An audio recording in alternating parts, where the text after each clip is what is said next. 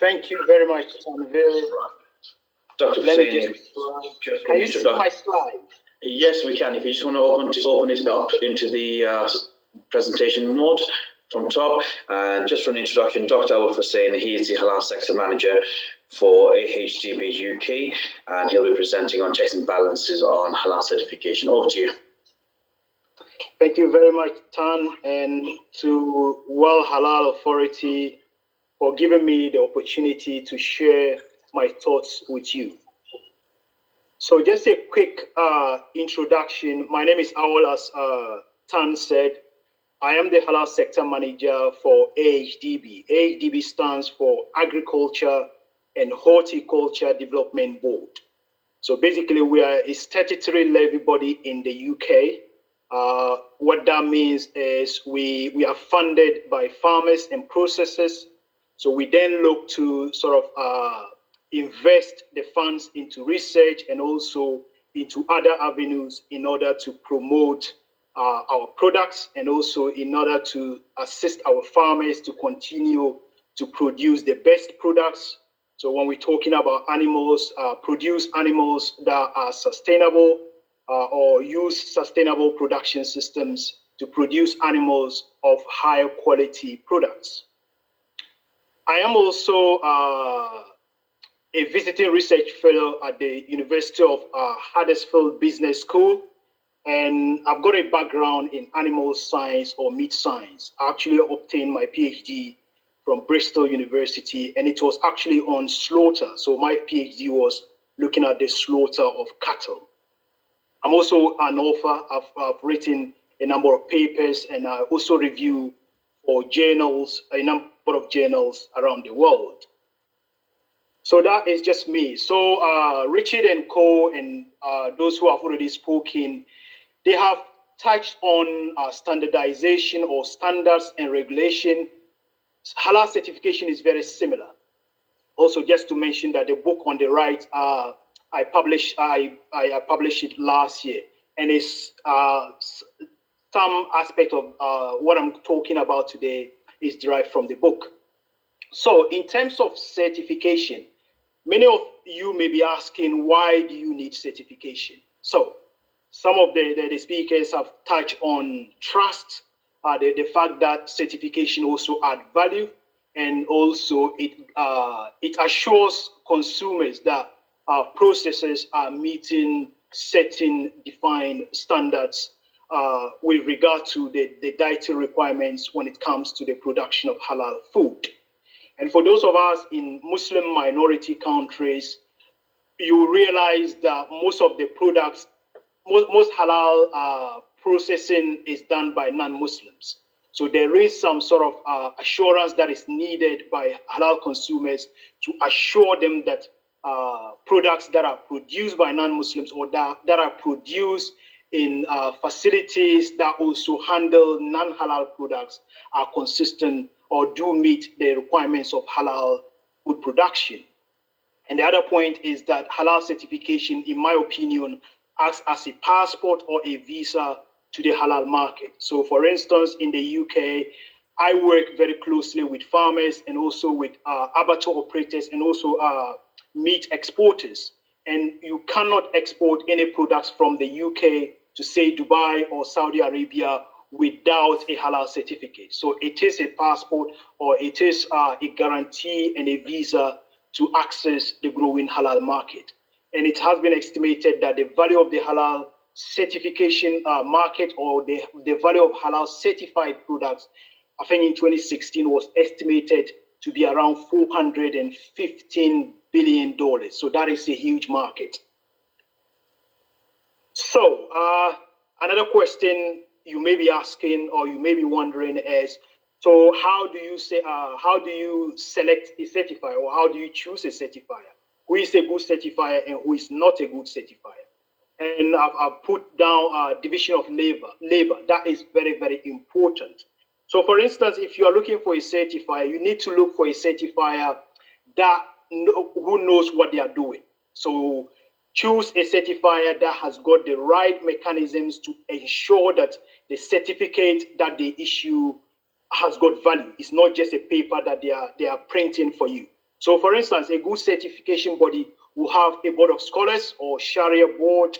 They'll have a group of scientists, food scientists, who will be able to scrutinize specifications to ensure that the products are all ingredients, additives, and everything that go into the product is consistent or complies with the halal dietary rules.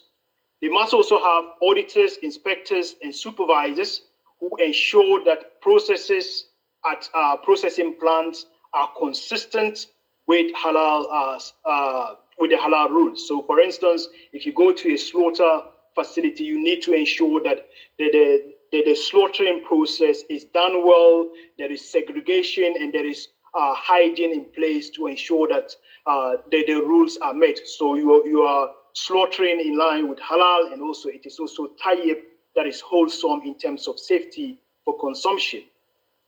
In recent times, many halal certification bodies have started having what is called impartiality committee. The essence of this is to ensure that if you send in an auditor to a site, you ensure that the auditor has no got conflict of interest. So you cannot send auditor A to a company B if the auditor has got any interest in the company. So these are things that many halal certification bodies are doing, which is a good thing for the halal certification arena. The last bit is many certifiers have started trying to comply with international standards. For instance, quality management systems such as ISO 9001. I'm aware of some certifiers in the UK that have got trained auditors or trained auditors to the standard of ISO, whether 22000, BRC, or they get their processes and their certification bodies certified to say ISO 9001. So that is a good thing. So in terms of a bad certifier or a suspicious certifier, I call them jack of all trades. Richard earlier mentioned that some may be operating from their rooms. That is correct. There are some certified, and when you're trying to select a certifier, these are things you need to look for. So, for instance, you call the certifier today and say, look, I need to get my product certified. The same person receives your call. When you call them to come on site to audit, the same person turns up. When there is time for issuing of invoices, the same person does it. So it's so skilled that he does everything. That is not a good thing, because no matter how experienced, no matter how skilled, no matter how trained you are, you cannot know everything. So what I'm just trying to say is that it's good to avoid certifiers who operate in their pajamas. So all they need is a computer and a printer. That is not good enough. So these are things you need to be aware of. So I'll just quickly brush through the challenges that are facing the global halal certification bodies. So the first thing is that they are unregulated. Nobody regulates halal certification bodies. Some countries are trying to do a little bit. So the OIC, SMIC have got their standards. JAKIM in Malaysia, MUI in Indonesia. Some of them are trying their best to improve the processes. But if you come to Europe, nobody regulates certifiers. And as I said, you only need a computer and a printer to start a halal certification body. That is not good enough. And in terms of the auditors, some of them are not trained. I'm not saying all halal auditors are poorly trained. There are some very good halal auditors. I know some halal auditors who are BRC, who are ISO trained. So there are good ones. But we need to ensure that we bring those who are lagging behind, we need to bring them up to speed. The other thing is lack of global standards. Salama Evans asked a question on the lack of global standards. That is a big thing. That is a big thing. It is affecting the halal certification arena, and something needs to be done about it. So if you also go to lack of reluctance in mutual recognition, this is also a big thing. So for instance, you've got two certifiers. One certifier, if you take slaughter of animals, for instance, one certifier will say, okay, I accept stunning. Another certifier will say, yes, I accept stunning. But these two guys will not recognize each other. Let's take another example where one certifier does not accept stunning, another does not accept stunning. These guys, although they do not accept stunning, they will still not recognize their certificate. That is just madness. It is pure madness. And it's just telling us that halal certification has become politicized. Because if you do not accept stunning and I do not accept stunning, I expect that we are operating to a similar standard. We should be able to recognize each other, but that is not the case. So we also have lack of uniformity in auditing protocols. That is another thing we need to look at in the halal certification arena. So disparity in certification fees, I'll just explain that. So for instance, I'm going to use three companies to company A to illustrate that. So assuming you are the managing director of company A and you're looking for halal certification, I bet you if you speak to three different certifiers, you are likely to have three different, very vast differences in the certification fees. I'll give you an example. I'm aware that in the UK, you can get a certificate for £800 a year. There are others who charge you around 2,500 a year for the same operation, the same site. And there is another one that can charge you up to 100,000. So look at the difference. So something is not right. Something is not right. But for food processors, some people will happily go for £800 because that is just, they want to save a bit of money. But, and I'm not saying those who are charging 100,000 are good or they are doing the right thing. Their processes may not be good enough. So it's just something I wanted to highlight in terms of the certification fees. This is a paper I published in Carb Reviews Journal in 2017. I looked at the impact of certification on businesses. And the conclusion I made in the paper is that some businesses recognize the value of the certificate. So they are happy to pay, no matter how much the fee is, they are happy to pay it because they recognize the significance or the value of the certificate. That paper, if you want to have a read, I've got my email there, or if you contact World Halal Authority, they can get in touch with me and I'll be happy to share the paper with you.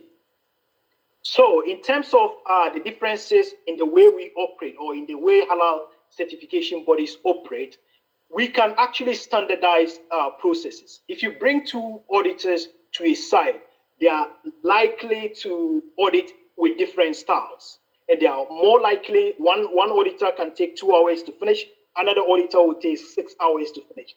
That is not good enough. We need to streamline the operation. So for instance, we all know that as an auditor, if you go to a site, you observe, you check, you record, and you ask questions.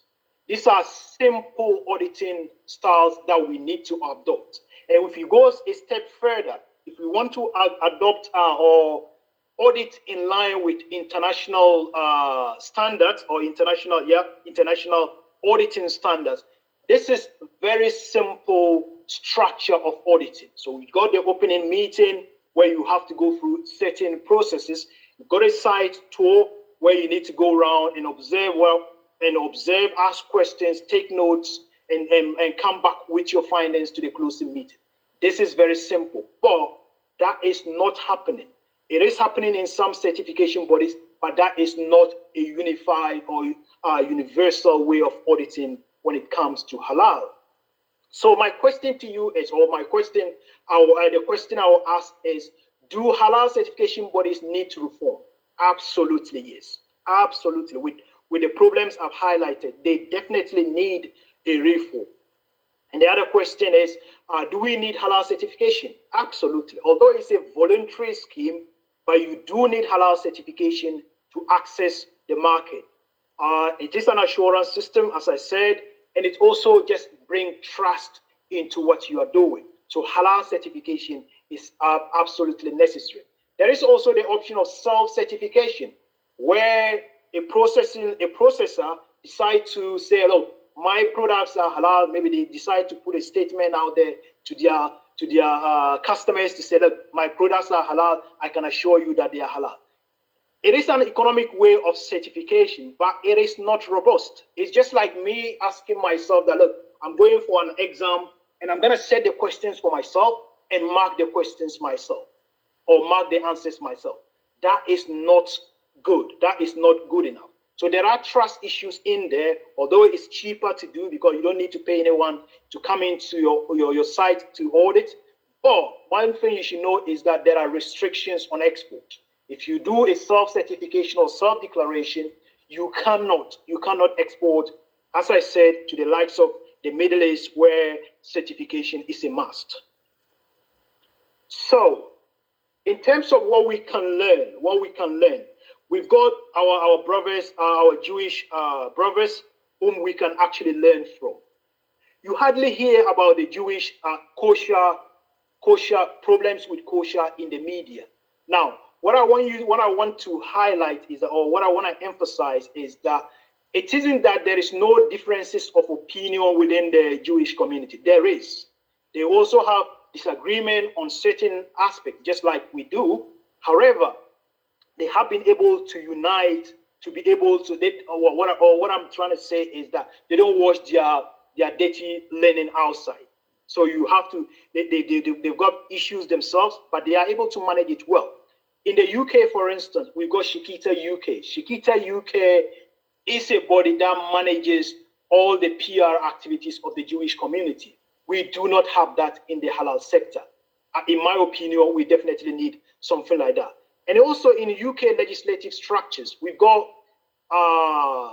things about the Jewish community. So for instance, in the UK, before a show shed or a Jewish slaughterman can slaughter, the person must be licensed by the Rabbinical Commission.